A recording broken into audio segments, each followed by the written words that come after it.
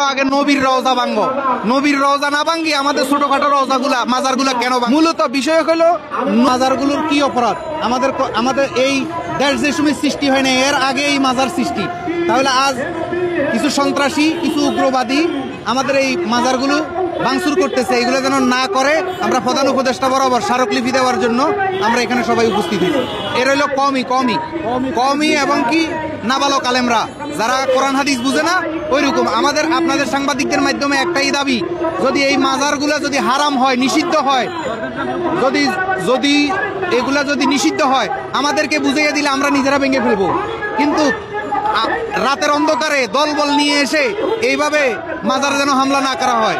জাতীয় পর্যায়ে যেখানে বসে আমাদেরকে যদি কোরআন হাদিস দিয়ে যদি বুঝাই দিতে পারে মাজার নিষিদ্ধ, মাজার হারাম, মাজার জিয়ারত হারাম, মাজার করা হারাম, তাইলে আমরা নিজেরাই মাজার ভেঙে ফেলবো। পূজা হইল পার্সি শব্দ, নামাজ হইল পার্সি শব্দ, সলাত হইল আরবি শব্দ, পূজা হইল উর্দু হিন্দি মিশ্রিত শব্দ, আর নামাজও উর্দু হিন্দি মিশ্রিত শব্দ, আর সলাত হইল আরবি শব্দ।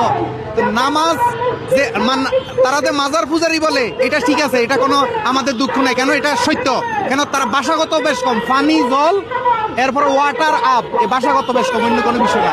আমাদের এগুলো নিয়ে ফেতনা নাই, আমাদের গালি দেখ, আমাদেরকে জবাই করলেও আমাদের দুঃখ নাই, কিন্তু আমাদের মাজারগুলোর যেন কোনো আক্রমণ না করা হয়। তখনই করুক যখন আমাদেরকে বুঝাই দিবে যে এগুলা হারাম, নিষিদ্ধ, কোরআন হাদিসে নাই, এগুলা করলে মানুষের ক্ষতি হবে, তাহলে আমরা নিজেরাই ভেঙে ফেলবো।